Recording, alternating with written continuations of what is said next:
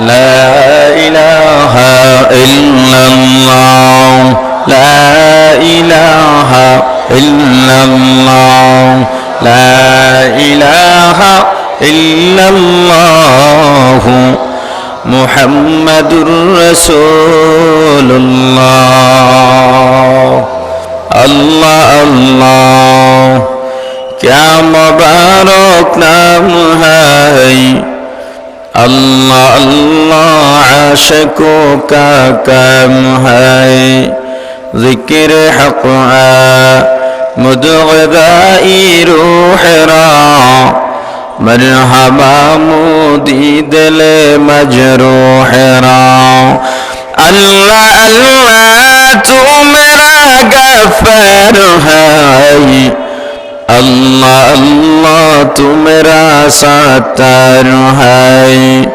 अल्लाह अल्लाह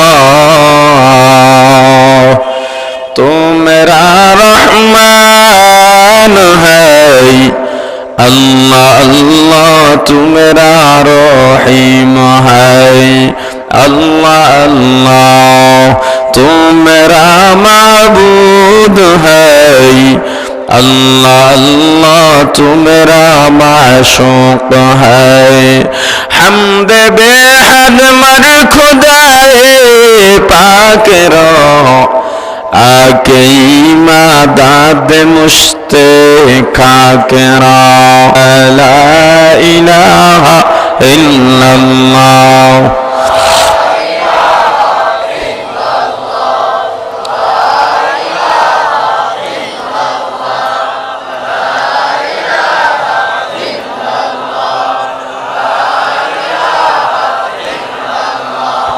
لا إله إلا الله لا إله إلا الله لا إله إلا الله محمد رسول الله الحمد لله ফরিদগঞ্জ উপজেলা সিরাতুন নবী সাল্লাল্লাহু আলাইহি ওয়াসাল্লাম বাস্তবায়ন পরিষদ কর্তৃক আয়োজিত আজকের এই বিশাল ইসলামী মহাসম্মেলনের সমাপনী অধিবেশনের মুহতারাম সভাপতি মুআজ্জাজ মুকাররম হযরত উলামায়ে কেরাম দূর দূরান্ত থেকে আগত ইসলাম প্রিয় দিন প্রিয় মর্দে মুজাহিদ আল্লাহ রাব্বুল আলামিনের আশিকিন জাকিরিন মুসলমান ভাইরা কলিজার টুকরা সমবয়সী যুবক ও ছাত্র বন্ধুগণ পর্দানিশী মা ও বোনেরা আল্লাহ তাআলার দরবারে অসংখ্য অগণিত শুকর ও সুজুদ যেই মহান রব্বুল আলামিন আমাদেরকে হায়াত তৈয়বা দান করে দুনিয়ার জান্নাতের বাগান কোরআন ও হাদিসের এই মুবারক মজলিসে আসা ও বসার মতো তৌফিক দান করেছেন আলোচনা শোনার মতো সুযোগ করে দিয়েছেন এজন্য সকলের শুকর আদায় করি আলহামদুলিল্লাহ আলোচনার শুরুতে পবিত্র কালামুল্লাহ শরীফের সকলের সুপরিচিত সূরা কাউসার অথবা ইন্না আ'তাইনা সূরা তেলাওয়াত করেছি অল্প সময়ের মধ্যে সূরার প্রথম অংশের কিছু আলোচনা আপনাদের মাঝে করব ইনশাআল্লাহ আমি যদি এখানে কোরআন হাদিসের সঠিক আলোচনা করি আপনাদের পক্ষ থেকে কোনো আপত্তি আছে সবাই বললেন কিছু কিছু মানুষ উত্তর দেয় না চিন্তা করছে উত্তর দিয়ে কোন বিপদে পড়ি যারা উত্তর দিলেন না প্রমাণ করলেন কোরআন হাদিসের আলোচনায় আপনার আপত্তি আছে তবে কোরআন হাদিসের আলোচনায় যাদের আপত্তি থাকে তাদের জায়গা জান্নাত না জাহান্নাম আল্লাহ রাব্বুল আলামিন বলেন ইন্না আ'তাইনাকাল কাউসার হে পয়গম্বর আমি আল্লাহ নিশ্চয়ই নিশ্চয়ই আপনাকে কাউসার দান করেছি কাউসার কেমন হযরত আনাস রাদিয়াল্লাহু তাআলা আনহু বর্ণনা করেন আমরা কয়েকজন সাহাবী নবীজির কাছে বসা ছিলাম নবীজি তন্দ্রার মতো ছিলেন, ঘুমে নয়।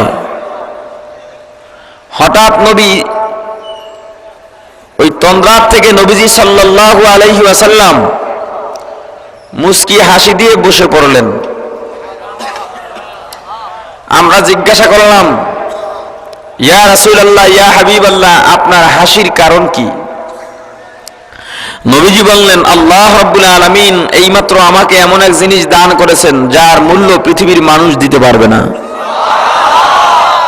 সেটা কি? নবীজি বললেন, আল্লাহ রাব্বুল আলামিন আমাকে কাউসার দান করেছেন। কিয়ামতের ময়দানে সূর্যটা 9,30,00,000 মাইল দূরে থাকবে না, প্রত্যেকটা মানুষের আধা হাত উপরে থাকবে। সূর্যটা উল্টোভাবে থাকবে না, দিকভাবেই থাকবে। একটা মুখ খোলা নয়, 13টা মুখই খোলা থাকবে। একজন ফেরেশতাও মনের ভুলে এক ফোঁটা পানি সেখানে দিবে না, বরং আল্লাহ রাব্বুল আলামিন সূর্যকে অর্ডার করে দিবেন, তোর যত তাপ আছে সব তাপ ছেড়ে দে।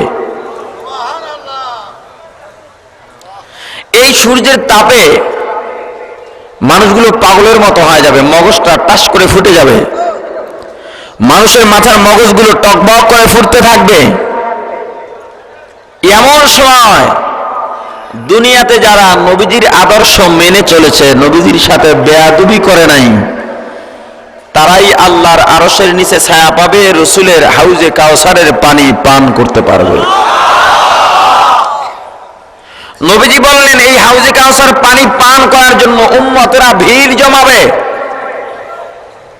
এর মধ্যে থেকে কিছু উম্মতকে ফেরেশতারা বাধা প্রদান করবে, তুমি যাইতে পারবে না। তারা চিল্লা শুরু করবে, আমাদেরকে যেতে দাও। নবীজি চিল্লানি শুনে ডাক দিবেন, এ ফেরেশতারা আসতে দাও, বাধা দিও না। ফেরেশতারা বলবে, ইয়া রাসূলুল্লাহ, ইয়া হাবিবাল্লাহ, আপনার তো জানা নাই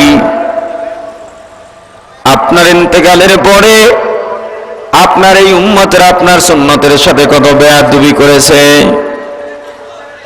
আপনার আদর্শের সাথে কত গাদ্দারি করেছে। তখন আমি তাদেরকে বলবো, সোহকান সোহকান সোহকান, তোরা দূর হয়ে যা। নবীজি ডাক দিয়া বলেন, ও সাহাবায়ে কেরাম, ওই হাউজে কাউসারের পানি সমস্ত উম্মতকে পান করার জন্য পাগল হয়ে যাবে। হাউজে কাউসারের চারপাশে ভিড় জমাবে, কিন্তু এর মধ্যে থেকে একদল মানুষকে আমি পানি পান করাবো না, যারা দুনিয়ার মধ্যে ইসলামের মধ্যে কিছু বাড়াইয়া ইবাদতের নামে চালিয়ে দিয়েছে। ও মুসলমান, আল্লাহ রাব্বুল আলামিন নবীজির ইন্তেকালের কয়েকদিন আগে জানা দিলেন, আল ইয়াউমা আকমালতু লাকুম দীনাকুম ওয়া আতমামতু আলাইকুম নি'মাতি ওয়া রাদিতু লাকুমুল ইসলাম দীনা। ও পয়গম্বর, আমি আল্লাহর দিন পরিপূর্ণ করলাম। জান্নাতে যাওয়ার জন্য যতদূর দরকার আমি আল্লাহ সব পরিপূর্ণ করলাম। না না, আর কিছুর দরকার নাই। আমি আল্লাহ যা দিলাম, আপনি যা মানুষের কাছে দাওয়াত পৌঁছাইলেন, ও পয়গম্বর, আমি আল্লাহ পরিপূর্ণ করলাম জান্নাত পাওয়ার জন্য, জাহান্নাম থেকে মুক্তির জন্য। যেখানে যা দরকার আমি আল্লাহ পরিপূর্ণ করে দিলাম। আমি আল্লাহর নিয়ামত অনুগ্রহ দান করলাম। ও পয়গম্বর, আমি আল্লাহ ইসলামকে দিন হিসেবে মনোনীত করে দিলাম। ও মুসলমান, ইসলামের মধ্যে কোনো কিছু নতুন করে দরকার আসেনি? জোরে বলেন, আছে? কার কথা? আরো জোরে বলেন। বর্তমানে যারা ইসলামের নাম দিয়া ইসলামের মধ্যে কিছু বাড়ায়, ওরা তো নবীজির আল্লাহর এই আয়াতকে বৃদ্ধাঙ্গুল দেখাইল, ঠিক কিনা জোরে বলেন? আল্লাহর আয়াত তাদের কাছে পছন্দ হয় না। ও মুসলমান ইমানদার, বর্তমান সমাজের মধ্যে অনেক মুসলমান দেখা যায়, আমি তো প্রায় জায়গায় বলে থাকি, ও আল্লাহর গোলাম, বর্তমান ইসলামের ক্ষতি করে বেশিরভাগ কিছু টুপিওয়ালারা। এই জন্য বলি, সব টুপিওয়ালা দেখলেই পাগল হওয়া যাবে না। কিছু টুপিওয়ালা টুপি মাথায় দেয়, ইসলামের গোড়া কাটে। বাদশাহ নুরউদ্দিন রহমাতুল্লাহ আলাইহির জমানায় 2 দুইজনই ইহুদি মুখের মধ্যে দাড়ি রাখলো, মাথার মধ্যে টুপি পরলো, হাতের মধ্যে তসবিহ নিল, গায়ের মধ্যে লম্বা জামা পরে রাষ্ট্রের মধ্যে ঢুকে গেছে। সারাদিন মানুষকে নসিহত করে, দান সদকা করে, জিকির করে, নামাজ আদায় করে। ও মুসলমান, কিন্তু রাত্রে যেখানে বসে থাকতো ওখান থেকে সুরঙ্গ খুদে নবীজির রওজা মোবারকের দিকে পাঠাইতো, রওজা মোবারকের দিকে যাইতো নবীজির দেহ মোবারক চুরি করার জন্য। তারাও তো টুপি মাথায় দিছে, তারাও তো ইসলামের কথা বলল। উদ্দেশ্য ভালো না খারাপ? আরো জোরে বলেন। এমন টুপিওয়ালার পাগল হওয়া যাবে? গত কয়েক বছর আগে আমাদের বাংলার জমিনে আরো কিছু টুপিওয়ালা ছিল যারা ইসলামের কথা বলতো, জিহাদের কথা বলতো, কিন্তু মাঝে মাঝে বোমাবাজিও করত। ঠিক কিনা জোরে বলেন। সব টুপিওয়ালা যেদিন বাংলার জমিনে এক হবে, সেদিন বাংলার জমিনের শাসন ক্ষমতা থাকবে একমাত্র টুপিওয়ালার হাতে, কোনো সন্দেহ নাই। ও মুসলমান ইমানদার, আল্লাহ বললেন ইসলামের মধ্যে কোনো কিছু বাড়ানো যাবে না, কমানো যাবে না। কিন্তু ইসলামের নাম দিয়া যারা বাড়ায় কমায় তারা হাউজে কাউসার পাবে না। মন গড়া কথা নয়। ও মুসলমান ইমানদার, আল্লাহর গোলাম, যেমন বর্তমান সমাজের মধ্যে একটা ঈদ পালন করা হয়। কি পালন করা হয়? ঈদ। নাম হলো ঈদে মিলাদুন নবী। আছে না নাই? আচ্ছা, যারা ঈদে মিলাদুন নবী পালন করে, আপনারা যারা দেখেছেন, আপনারা বলেন আমরা আরো দুইটা ঈদ পালন করি না? এক ঈদুল ফিতর অর্থাৎ রমজানের ঈদ, দুই নম্বরে এটা কোন ঈদ? কোরবানির ঈদ। আমি বলবো ওখানে একটা মানুষ দাঁড়িয়ে আছে, মানুষ যখন শুনবো তখনই বুঝবো তার নাক আছে, কান আছে, চক্ষু আছে, মাথা আছে, হাত আছে, পা আছে। যখন শুনবো ওখানে একটা গরু আছে তখনই বুঝবো গরু আছে, গরুর চেহারা কেমন, কান লম্বা হবে, লেঞ্জা আছে। ঠিক কিনা বলেন? যখনই শুনবো মাছ তখনই বুঝবো মাছের সুরাত এরকম, পানির মধ্যে মাছ বসবাস করে। তো দুভাবে যখনই শুনবো ঈদ তখনই বুঝবো ঈদের লগে নামাজও আছে। কিন্তু ঈদে মিলাদুন নবীর নামাজ পড়ে কয় রাকাত? কথা কয় না, নামাজ পড়ে। তাহলে যে ঈদে নামাজ নাই সেটা কিসের ঈদ? ওটা হলো সিন্নি খাওয়ার ঈদ। রসুলের জন্ম নিয়ে যদি এভাবে আনন্দ প্রকাশ করতে হয় তাহলে সাহাবায়ে কেরাম কি কম বুঝলেন? আকাবিরের দিনরা কম বুঝলেন? চার মাযহাবের ইমামরা কম বুঝলেন?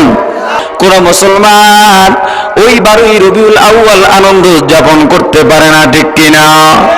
কারণ যেই দিনে বাবা সন্তান জন্ম হয়ে গেছে, ও মুসলমান, ওই দিনে যদি আর একটা সন্তানের মৃত্যু হয়, ও মা বাবারা বলো বলো বাবা বলো, তোমার সন্তান একটা যদি মারা যায় আর একটা ভূমিষ্ঠ হয়, ভূমিষ্ঠের আনন্দ বেশি না মারা যাওয়ার দুঃখ বেশি? ও মুসলমান ইমানদার, মোট কথা কোরআন হাদিসের মধ্যে যেহেতু নবীজির জন্মদিন পালনের নাম নাই, আমরাও করব না। ঠিক কিনা জোরে বলেন। তবে যদি নবীজির জন্মদিন পালন করতে চাও, নবীজি সাল্লাল্লাহু আলাইহি ওয়াসাল্লাম সপ্তাহে সোমবার একটা রোজা রাখতেন। সাহাবায়ে কেরাম জিজ্ঞাসা করলেন, পয়গম্বর, ইয়া রাসূলুল্লাহ, ইয়া হাবিবাল্লাহ, আপনি সোমবারে কেন রোজা রাখেন? নবীজি বললেন, আমি দুইটা কারণে রোজা রাখি। এক নাম্বার, আমি যেদিন দুনিয়ার মধ্যে আসছিলাম সেদিন বার ছিল সোমবার, আর আমার কাছে যেদিন ওহী আসছিল সেদিন সেই বার ছিল সোমবার। আমি নবী এজন্য এই দিনে একটা রোজা রাখি, দুইটা কারণে। শুকরিয়া আদায় করতে গিয়া। তুমিও যদি শুকরিয়া আদায় করতে চাও, ও মুসলমান, তোর প্রতি সোমবারে রোজা রাখতে হবে। ঠিক কিনা? রোজা নাই, নামাজ নাই, নবীজির সুন্নত নাই, অথচ নবীর জন্ম নিয়ে দৌড়াদৌড়ি করে আছে না নাই? ওদিকে নবীজিকে নিয়ে কার্টুন করা হয়, নবীজিকে নিয়ে অবমাননাকর বক্তব্য দেওয়া হয়, ওই সমস্ত নবীজির আশিকরা তখন নীরবে ঘুমায়। ও নবীর আশিক, তুই তো আশিক না, তুমি তো নবীজির বড় দুশমন। ও মুসলমান ইমানদার, এরপরে আবার যারা বলে মিলাদুন নবী পালন করতে হবে, মিলাদ পালন করতে হবে, মিলাদ আদায় করতে হবে না, এটাও সঠিক কথা নয়। কারণ মিলাদুন নবী পালন করা যায় না, মিলাদুন নবী আলোচনা করা যায়।